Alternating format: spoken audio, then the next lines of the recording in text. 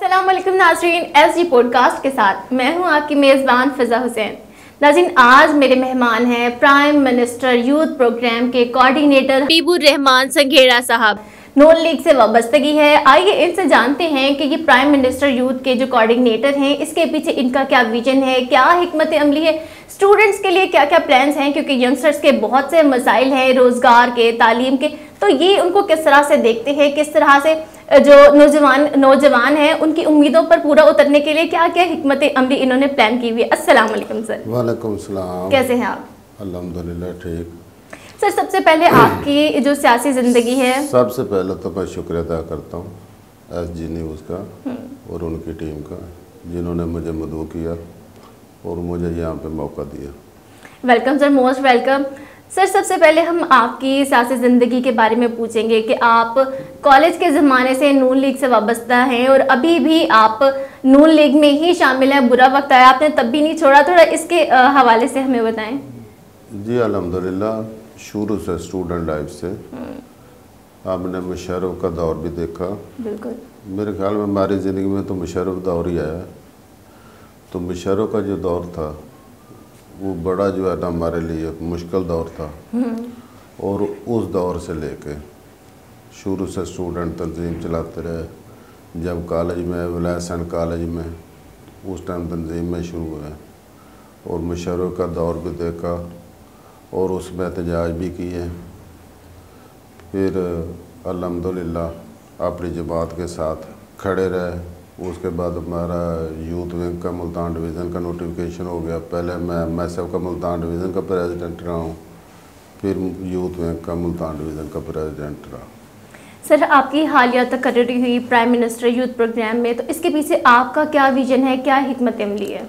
देखें, तकरीबन मेरे ख्याल में प्राइम मिनिस्टर मियां मोहम्मद शहबाज शरीफ साहब वो तकरीबन 10 साल वज़ीर आला रहे हैं और यूथ प्रोग्राम उस टाइम भी वो जब वज़ीर आला थे उस टाइम भी यूथ प्रोग्राम वो चला रहे थे। और जो यूथ प्रोग्राम है अब वो माशाल्लाह प्राइम मिनिस्टर बने, अब भी यूथ प्रोग्राम चल रहा है। और यूथ प्रोग्राम वो इसीलिए चलाते हैं यूथ के लिए, इसमें कोई तफरीक नहीं है, सारी यूथ बराबर है और सारी यूथ के लिए होता है।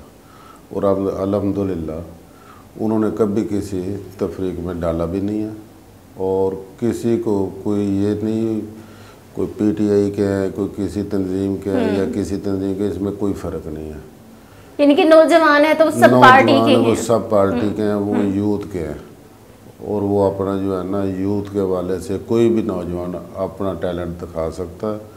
और मियां मोहम्मद शहबाज शरीफ साहब वज़ीर आला से लेकर वज़ीर आज़म तक यूथ को प्रमोट करते रहे। आपका विजन क्या है इस पर?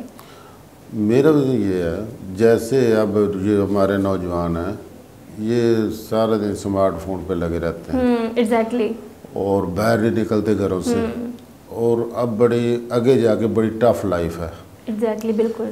जो आगे जाके लाइफ आनी है वो बहुत टफ आनी है और हालात का मुकाबला जो प्रैक्टिकली चीज़ें जो है ना, देखें हमने चीज़ें प्रैक्टिकली फेस कर ली हैं और जो आगे आने हैं उन्होंने प्रैक्टिकली उनके लिए बहुत मुश्किल है।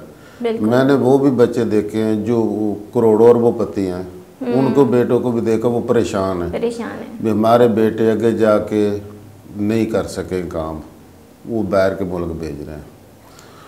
हम ये चाहते हैं, जो मेरा विज़न आप पूछ रहे हैं, मेरा ये है वो निकलें, ग्राउंड में निकलें, सोशल लाइफ में आए, थोड़ा सा उनको पता चले क्या हो रहा है और पाकिस्तान में क्या होने जा रहा है। सही, इसके बारे में उनको पता होना चाहिए। यानी कि मोबाइल की दुनिया से निकल के हकीकत की दुनिया में आएंगे तो कामयाब होंगे। अगर वो हकीकत की दुनिया में नहीं आएंगे, मैंने आपको बताया ना, अभी तो हम तो इन सारे स्टेजों से गुजरे हैं। बिल्कुल। और जैसे जब मैंने आपको पहले नाम लिया ना, जो करोड़ोंपति हैं, अरबोंपति हैं, वो अपने बच्चों से परेशान है, सिर्फ ये जो मोबाइल का इस्तेमाल है। सर, आपने बच्चों को ग्राउंड में लाने के लिए टैलेंट हंट किया, जिसमें गर्ल्स भी थी, बॉयज़ भी थे, बहुत अच्छा इनिशिएटिव था जिसको बहुत ही ज़्यादा पजीराई मिली, तो वो आपका तजुर्बा कैसा रहा? देखें, अल्हम्दुलिल्लाह मैं राना मशहूर साहब का शुक्रिया अदा करता हूँ, खान अब्दुर्रहमान खान कांजू साहब का,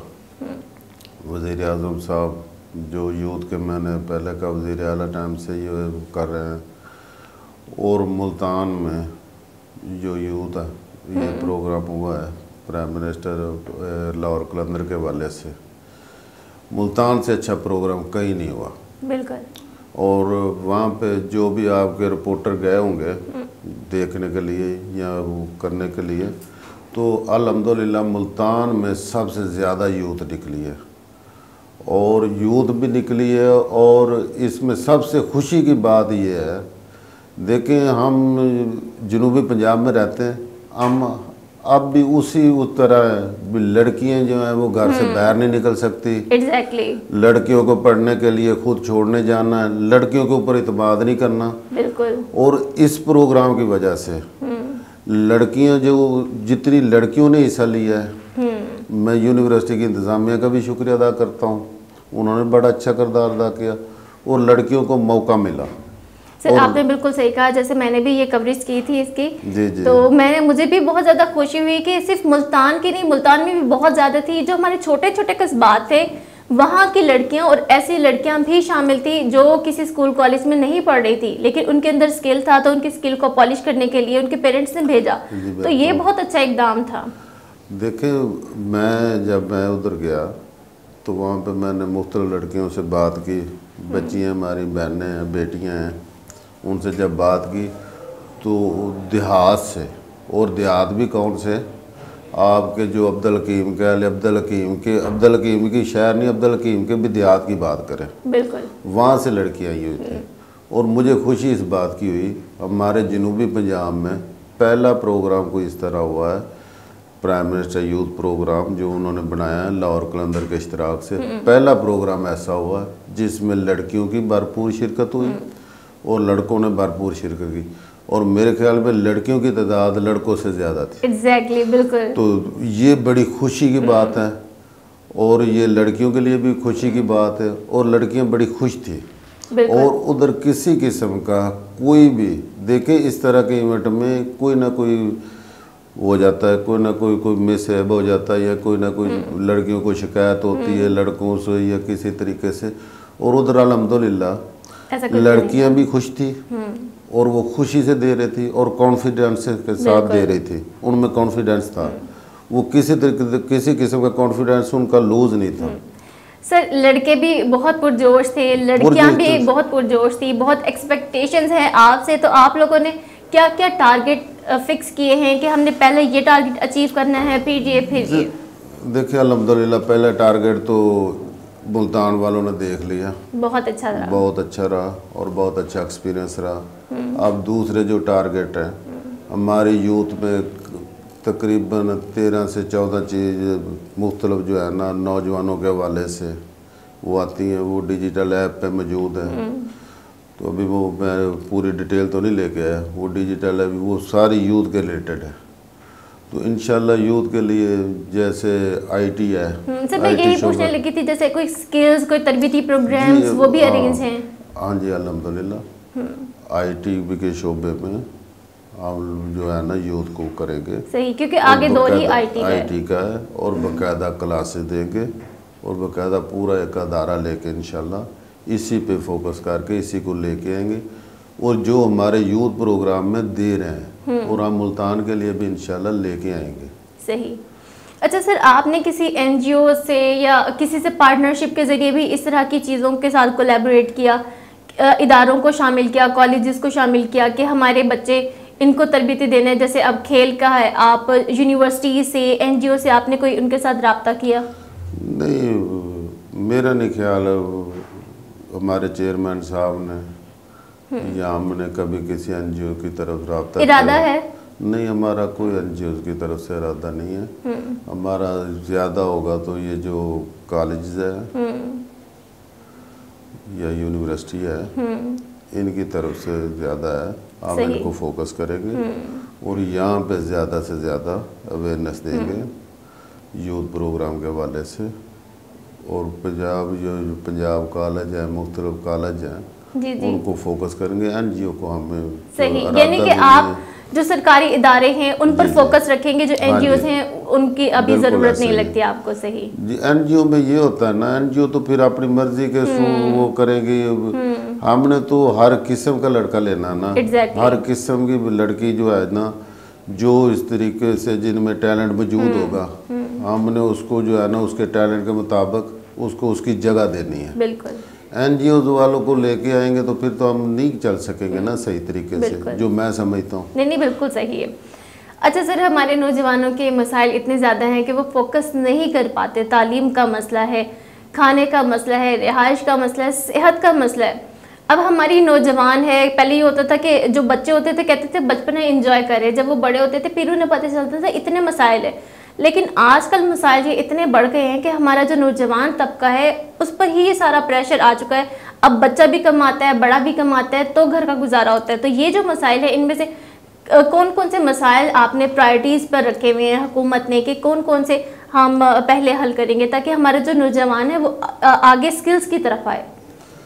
देखिए, मैं आपको बताऊं, हमारा जो वज़ीर तालीम है राना सिकंदर साहब, पिछले जितने भी, मैं ये नहीं कहता वो वज़ीर तालीम गलत हैं, राना सिकंदर साहब इस पे बहुत अच्छा काम कर रहे हैं। बिल्कुल। और मैं ये देख रहा हूँ अगले 5 साल में कोई बच्चा भी स्कूल जाने से महरूम नहीं रहेगा, हर बच्चा स्कूल जाएगा। सही। दूसरी बात, आप ये बात कर रही हैं, आप ये भी देखें जो बच्चे मेहनत करते हैं, एक सब्ज़ी फरोश का बच्चा जो है ना वो पहली पोजीशन ले सकता है, तो वो मेहनत करके ले रहा है। हमारे बच्चों में मेहनत की कमी है। हमने छोटे छोटे बच्चों को मोबाइल दिए हुए हैं, अब मोबाइल लेके दे सकते हैं, उनको स्कूल नहीं भेज सकते। अब मुफ्त तालीम है, आपके गली मोहल्लों तक, गली मोहल्लों में जो है ना मुफ्त तालीम दे रहे हैं। और गली मोहल्लों में तो गली मोहल्लों में भी स्कूल छोटे छोटे बने हुए हैं जो मुफ्त तालीम दे रहे हैं। तो हम अपने बच्चों को भेज ही नहीं रहे, हम खुद अपने बच्चों को अपनी शॉप पे खड़ा कर रहे हैं, हम उनसे काम ले रहे हैं। उन्होंने पढ़ना है, उन्होंने आगे बढ़ना है, हम उनको आगे बढ़ने के मौके नहीं दे रहे। वो आगे बढ़ेंगे, स्टडी करेंगे, खेलेंगे, उनका दिमाग जो है ना इस तरफ आएगा। सही। ये कुछ जो है ना माँ बाप का भी होता है। अब हुकूमत ने कोई ज़बरदस्ती कोई ऐसा अदारा तो नहीं जो ज़बरदस्ती आपके बच्चे को जो है ना वो स्कूल में दाखिल खैर के लाए वो पढ़ो। अब देखे पोलियो के कतरे कई नहीं पिलाते, तो वो ज़बरदस्ती अब किसी की वालदा नहीं पिलाना चाहती, वो बच्चे को छुपा लेती है। वो कितनी मुश्किल होती है पोलियो के कतरे पिलाने में। इसी तरह बच्चे की तालीम में अब किताबें मौजूद हैं, मुफ्त किताबें दे रहे हैं, मुफ्त तालीम दे रहे हैं और साथ कितनी सहूलतें दे रहे हैं, तो फिर भी बच्चों को वो डांट पड़ाएं तो ज़्यादती है। सर, स्टूडेंट्स के फीडबैक का कोई इस तरह राब्ता आप लोगों ने रखा है? कोई ऐसी ईमेल, कोई कुछ ऐप बनाई है कि जैसे अगर स्टूडेंट आपको उस चीज़ का फीडबैक दे, जैसे आपने कहा कि स्टूडेंट पढ़ना नहीं चाहते और थोड़ा पढ़ाई से मेहनत से भागते, अगर कुछ बच्चे जो मेहनती हैं उनके घर का गुजारा नहीं हो पा रहा, वो पढ़ना चाहते हैं, स्किलफुल हैं, तो वो कैसे आपसे रब्ता करें? जी, मैंने अभी आपको बताया, एक तो हमने ऐप बनाई है। सर, ऐप का नाम क्या है? लिंक भी दी है, ठीक है ना। प्राइम यूथ प्रोग्राम के वाले से हमने ऐप बनाई है। सही। और लिंक भी दी है। दूसरा, मैंने अभी आपको IT का नाम लिया है, इसमें मुख्तलिफ क्लासेज होंगी और जो बच्चे जो है ना वो क्लासें लेंगे, वो अपनी सेकंड टाइम जो है ना, फर्स्ट टाइम अपनी तालीम को देंगे, सेकंड टाइम वो अपने लिए उधर से रोज़गार हासिल कर लेंगे। जब वो ट्रेनिंग ले लेंगे IT की क्लासों से, फिर वो रोज़गार की तरफ आ जाएंगे। उसमें कोई इन्वेस्टमेंट नहीं होगी। प्राइम मिनिस्टर यूथ प्रोग्राम में स्टूडेंट की, नौजवानों की किसी किस्म की कोई इन्वेस्टमेंट नहीं है। हम किसी लड़के से, किसी नौजवान से कोई इन्वेस्टमेंट नहीं मांग रहे हैं। सही, ज़बरदस्त। हम तो ये चाह रहे हैं भी वो अपनी तालीम भी जारी रखें, वो खेलना चाह रहे हैं, उनमें टैलेंट है किसी भी खेल में, तो वो अपना टैलेंट दिखाएं। और अगर वो काम करना साथ चाहते हैं तो उनको काम करने के भी फ्री मौके मुहैया करेंगे।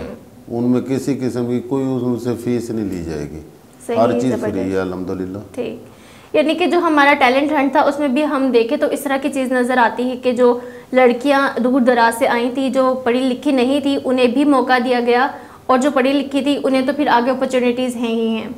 अच्छा सर, आपका बिजनेस फार्मास्यूटिकल का भी है, तो आपसे हम एक मशवरा लेना चाहेंगे कि हम देखते हैं कि जाली अद्वियात सेल की जाती हैं, एक्सपायर हो जाती हैं, वो दवाइयाँ सेल की जा रही थी, तो इसको किस तरह से रोका जाए? देखिए, जाली अद्वियात जो है ना, वो एक मखसूस तबका जो है ना, वो ये काम करता है। फार्मेसी जो है मेरा काम है, तो मेरा काम ही उधर जो है ना टाइम मैं नहीं दे पा सकता, मेरा भाई भांजे संभालते हैं। देखें, हमने अपनी जो है ना अभी फार्मा प्लस के नाम से जैसे फार्मेसियाँ बनाई हैं, अगर हम उधर 2 नंबर दवाइयाँ देंगे तो फार्मेसी बदनाम होगी। बिल्कुल ठीक है, लोगों का इत्मीनान जाएगा, जाने जाएंगी, नुकसान होंगे। बिल्कुल मेरे ख्याल में ये लालची लोगों के अलावा और 2 नंबर लोगों के अलावा जो कम रह गए, कम तादाद, जिनकी कम तादाद रह गई है। सर, इस कम तादाद को मजीद कम या ख़त्म कैसे करें?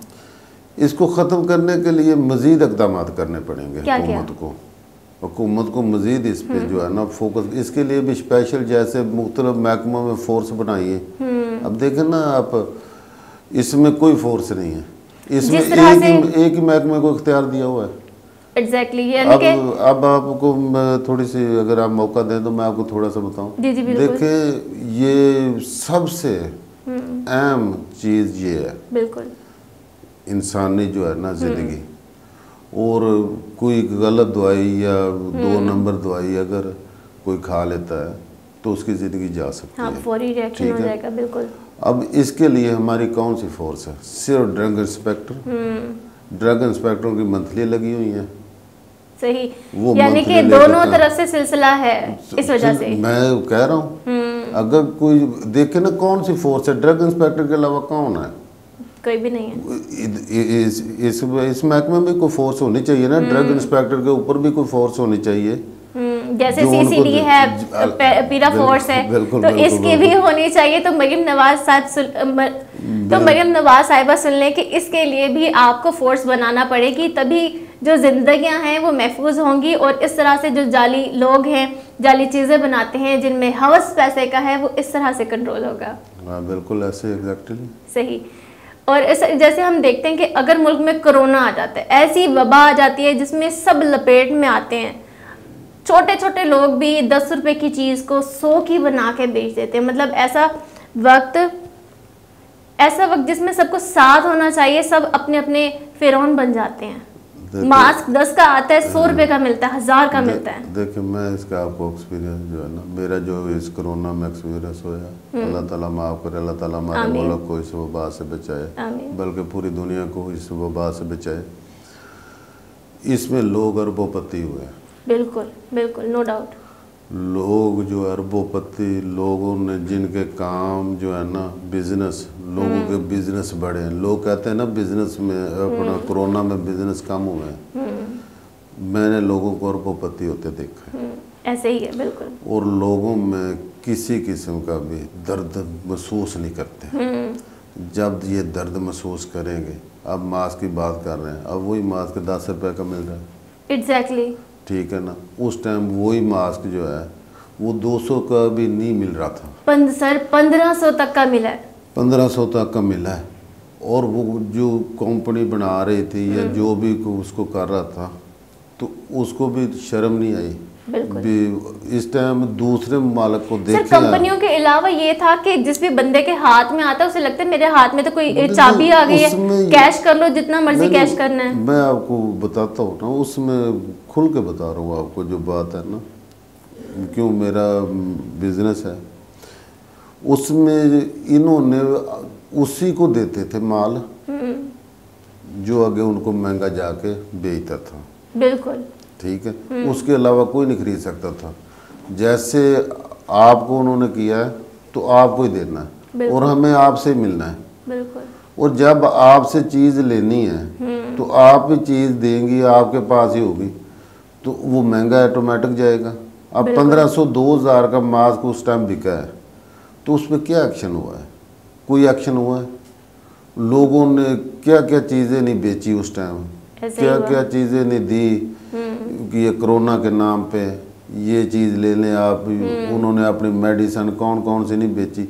मैं यही बात कर रहा हूँ, देखिए एक ड्रग इंस्पेक्टर है और उसके पास पूरा टाउन है, एक ड्रग इंस्पेक्टर है और उसके पास पूरा टाउन है। जैसे शाहरुख आलम टाउन है, हमारे 4 टाउन है, बोसन टाउन है, मुमताज़ाबाद टाउन है, बिल्कुल इस तरह 4 टाउन है। अब 4 टाउनों में कितने, 4 ड्रग इंस्पेक्टर हैं और एक ड्रग इंस्पेक्टर जाएगा, वो किस किस चीज़ को कंट्रोल करेगा? सुबह जाएगा शाम में वही हाल होगा, शाम में जाएगा सुबह वही हाल होगा। इसमें जैसे आप अभी आपने माशाल्लाह बड़ी अच्छी बात की है, पुलिस में मुख्तलिफ अवाम का इत्मीनान लेने के लिए मुख्तलिफ अदारे बनाए जा रहे हैं। बिल्कुल पुलिस के ही अदारे हैं, वो पुलिस ही है और पुलिस से ही ले रहे हैं, वो नई भर्ती नहीं कर रहे हैं, वो पुलिस से नौजवान ले रहे हैं। Exactly. और जो नौजवान अब सीसीडी देख लें, मुझे कल एक लड़के का फ़ोन आया, उसका सीसीडी में तबादला हुआ था और उसको वापस भेज दिया पंजाब पुलिस में। तो वो कह रहा था जी मेरा किसी तरीके से दोबारा सीसीडी में करवा दें, मुझे सीसीडी रहने का शौक है। अब वो लड़का पहले कांस्टेबल ही था, वो लड़का पहले पंजाब पुलिस का हिस्सा था। लोगों का एतमाद सीसीडी पर ज्यादा है। इत्मीनान देखिए, पुलिस भी वही है, अब कोई नई भर्ती तो नहीं है, लोग भी वही है, इदारा भी वही है, सिर्फ नाम इदारा भी वही है और नाम चेंज है। बिल्कुल। अब जैसे मुख्तलिफ फोर्सें बन रही हैं, अब आप पुलिस की कितनी फोर्सें बढ़ गई हैं, बिल्कुल, सिर्फ इत्मीनान लेने के लिए, अवाम का इत्मीनान लेने के लिए। तो इसमें भी मैं ये कहता हूँ, ये जो चीज़ है ये सबसे ख़तरनाक है। अगर देखा जाए तो ये जो इंसानी अद्वियात हैं, ये सबसे ख़तरनाक चीज़ है। जो 2 नंबर अद्वियात बेचते, इनका ख़ात्मा होना चाहिए और इनके ख़ात्मे के लिए इसी तरह की टीमें बनाई चाहिए। जी इसी तरह की टीमें बनेंगी, इनको कैफरे किरदार तक पहुँचाएंगे। और जिस तरह अब मस्जिदों में जो है ना मनशियात फरोज तौबा कर रहे हैं, इसी तरह ये तौबा करेंगे। सही सर, ये जो इतने ज़्यादा फोर्सेस बन रही हैं कि वाकई ही एतमाद हासिल करने में, जीतने में कामयाब हुए हैं अल्हम्दुलिल्लाह। सीसीडी का आप देख रही हैं, बिल्कुल। अब आपने जो ये वाक़या गाजियाबाद वाला है देखे, उसमें कोई गलत तो कोई इतना वो नहीं हुआ, बिल्कुल, तो उसका रिजल्ट देख लें। बिल्कुल ऐसे ही है। हमारे मुल्क में अब जो वारदातें हैं अब माशाल्लाह रिपोर्ट करती हैं, तो मुल्तान में वारदात जो होती थी, जितनी वारदात मुल्तान में हो रही थी, अब उसका रिजल्ट चेक कर लें, फ़ायदा तो होता है। यानी हम जो किताबों में पाकिस्तान पढ़ते थे बहुत महफूज वाला, जिसमें हम बाहर जाएंगे सोना पहनकर वापस आएंगे, यानी हमें वो वाला पाकिस्तान वापस मिलने वाला है। देखें, शेर जफर चट्टा साहब ने एक बात की थी, उसने कहा कोई भी औरत 10 तोले सोना पहन के निकले, अगर उसके साथ वारदात हो जाए, वो मुझसे 10 तोले सोना ले ले। तो मैं वो बात देख रहा हूँ। हम जो है ना मुख्तलिफ सोसाइटियों में, गेटेड सोसाइटियों की बात करें तो वहाँ पे जो है ना वो कर रहे हैं, तो उसकी बात ठीक साबित हो रही है। यानी सर, औरत अगर रात को भी बाहर जाती है अपनी मजबूरी की वजह से, तो फिर कोई हादसा नहीं होगा, और हादसा इस तरह के क्वेश्चन नहीं होंगे कि आप रात में क्यों निकली, इस तरह का नहीं होगा, एक महफूज पाकिस्तान मिलेगा। देखिए, मैं तो ये समझता हूँ मजबूरी की हालत में क्या, औरत का हक है, बिल्कुल हक है। जिस तरह हम चाहें, हमारा दिल कर रात को 2 बजे बाहर निकलने का, इसी तरह औरत का भी हक, राइट है, वो भी रात 2 बजे जा सकती है। और इसी तरह अब सीसीडी जो है वो इंशाल्लाह ये जो रात जो है जब निकलेंगी, लड़कियां निकलेंगी, और रात और दिन में भी फर्क नहीं होने वाला, फर्क नहीं रहेगा इंशाल्लाह। सही, जबरदस्त। और ज़बरदस्त जो है ना ये चीज़ होनी चाहिए मेरे ख्याल में। किसी अब ये जो है ना ये कंसेप्ट खत्म होना चाहिए, ये कंसेप्ट खत्म होना चाहिए भी औरत रात को क्यों निकली, और क्यों सवाल हुआ भी आपने क्यों सोना पहना था, कोई गलती तो नहीं कर ली। औरत किसी फंक्शन में पहनने के लिए बना है, पहनने के लिए, तो औरत का तो जेवर है, बिल्कुल। देखे ना, औरत के लिए तो जेवर है ना, औरत का हुस्न है। अब औरत नहीं पहनेगी तो कौन पहनेगा, मर्द पे तो वैसे ही आराम है। बिल्कुल सर, माशाल्लाह आपकी गुफ्तगू बहुत अच्छी है, बहुत ज़बरदस्त तरीके से आप चीज़ों का जवाब दे रहे हैं। सर, अगर हम सोसाइटीज़ की बात करते हैं, जी सोसाइटीज़ आजकल इतनी ज़्यादा बन रही है, हर जगह देखते हैं हमें, कहीं कोई सोसाइटी बन रही होती है तो कभी कहीं, लेकिन उसमें भी आवाम को नुकसान हो रहा है, तो वहाँ पर भी फ्रॉड हो रहा है, वो कैसे रोकेंगे? देखें, उसमें ये हो रहा है, सोसाइटीज़ कोई 10 कनाल पहले फ्रंट पे एमडीए से मंजूर करवा लेता है और पीछे फिर चला जाता है। उसकी एमडीए से 10 कनाल, अगर एक मिसाल दे रहा हूँ, आप 10 एकड़ लगा लें, 10 एकड़ एमडीए से मंजूर करवाई और पीछे वो मुरब्बों में चला गया और फैले चलेगी। आप पिछले जितने भी निकालेंगी उनके पीछे यही होगा। बिल्कुल 10 एकड़ मंजूर करवाए एमडीए से, उनका लोगो लगाया एमडीए का और फिर पीछे से फैले बेचनी शुरू कर दी। अब मुल्तान में इस तरह के हज़ारों फ्रॉड हो रहे हैं। बिल्कुल। और बाहर के लोग आके करते हैं। अब जो मुल्तान का रहायशी है, मुल्तान का जो रहायशी है वो 4 डालों पे भी फिरे ना तो उस पे लोग इत्मीनान नहीं करेंगे। और बाहर से जो बंदा आएगा सोसाइटी बनाएगा, आप गुरमानी की मिसाल ले लें, गुरमानी बाहर से आया हुआ है ना, तो उसके साथ लोगों ने उसको किस तरह पैसे दिए। जीएफएस की मिसाल ले लें, वो कहाँ से मुल्तान के लोगों को अपने लोगों के ऊपर इत्मीनान कम करेंगे, अपने लोगों को ये नहीं इत्मीनान करते। सर एतमाद ना होने की रीज़न धोखा नहीं, धोखा नहीं, धोखा मुल्तान में धोखा कोई एक दूसरे को कितना दे सकता है। सारे एक ही शहर के रहायशी हैं और मुल्तान की सड़कें कोई ना कोई किसी न किसी जगह पे एक दूसरे को मिल ही जाता है। बिल्कुल। सिर्फ हम लोग जो हैं, मैं ये जो कमी देख रहा हूँ वो ये देख रहा हूँ, बाहर का जो बंदा आता है वो एक गाड़ी बड़ी लेता है, V8 ली, पीछे डाला लगा लिया और हमने खुशी से उसे दावत भी दी, खाना भी खिलाया और उसकी फेसबुक पे मशहूरी भी की और कहा भी आप भी आ जाइए, ये हमारे पास ये बंदा आ रहा है, और उसको साथ पैसे भी दिए, इन्वेस्टमेंट भी साथ दी। और जब मुल्तान का कोई बंदा कारोबार करता है, अब मुल्तान में कोई एक बंदे का कुछ छोटा मोटा फ्रॉड किया होगा मुल्तान के बंदों ने, सर ऐसा तो बड़ा होता है कोई फ्रॉड बता दे। मुल्तान के लोग भी तो सर इस तरह से करते हैं, हम इस चीज़ से भी इनकार नहीं कर सकते कि बड़ी बड़ी कॉलोनी महंगी बेच देते हैं, फ्रॉड में बेच देते हैं, इतना सारा पैसा लोगों का इकट्ठा कर कर बाहर चले जाते हैं। कहाँ पकड़ें, क्या करें? देखे मुल्तान की कोई मुझे बता दे, कोई इतना बड़ा स्कैंडल कोई बता दे। ये सारे बाहर से लोग आए हैं। आपके डीजी खां वाले जो हैं, ये सारे उस साइड से डीजी खां वाले लोग जो मुल्तान आके जो है ना लूट जाते हैं मुल्तान के अवाम को। आप मुल्तान का कोई बड़ा स्कैंडल बता दे सोसाइटी के वाले से, फलां सोसाइटी में इतना बड़ा फ्रॉड उसने कर दिया। मुल्तान के लोग मकामी नहीं करते, मकामी अगर करते हैं, ये नहीं कि इस्लामाबाद दूसरे शहरों से आए हुए ही करते हैं। यही मैं आपको जो बात क्लियर कर रहा हूँ ना, आप इस पे स्टडी कर लेना। आप जितनी सोसाइटियों के नाम लेती जाएं, ये मेरे ख्याल में एमडीए ने 160 कॉलोनी है जो वो नामजद की हैं, तो उसमें मुल्तान के जो कॉलोनी हैं वो छोटी छोटी होंगी, 2-2, 4-4 एकड़ वाली, 5-5 एकड़ वाली। ये जो है ना फैले 2 नंबर बेचते हैं, फैले निकालते हैं, इनको कोई पूछने वाला नहीं है। आपके 10 एकड़ हैं तो ये 10 एकड़ की 10 एकड़ की फैले निकालेंगे ना, जितनी बनेगी एमडीए की ज़मीन निकाल के, मेरे ख्याल में 80 मरले एमडीए को देने पड़ते हैं। 80 मरले निकाल के वो 10 एकड़ का करेंगे, तो ये तो 80 मरले क्या, ये तो 10 एकड़ की जगह पे 2000, 4000, 5000 हज़ारों पे फैले सेल कर देते हैं।